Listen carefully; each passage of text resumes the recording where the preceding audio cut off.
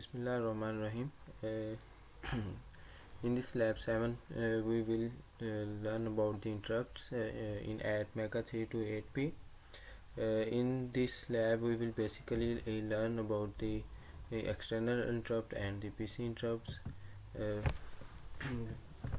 Here we go to the task of this interrupts.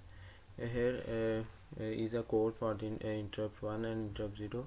Here at first line we simply call the we simply define the CPU frequency at 16 megahertz, and here the main function starts with here.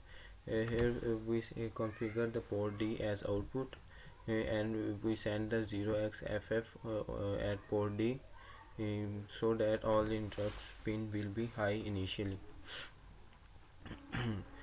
So after this we here call the external interrupts using the timer and timer counter. Here we set the n is equal to 1. Basically we use the no prescaler here, and here at the next line we initialize the LCD. Here using this command SCI we call the interrupts. Here we call it the interrupts. After this while loop start, and we create a loop for the interrupt 1 and interrupt 0. Here we create a function for the interrupt 0 condition, and here is the interrupt 1, and we set the delay between them is 100 millisecond. As here we call the delay of 10,000 milliseconds. Now we go to the simulation.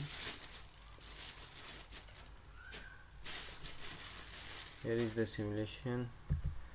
We upload the code here.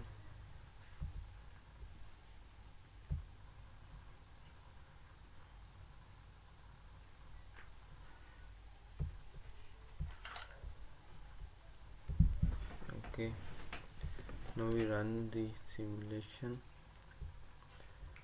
Here the output will be shown. It's on the screen.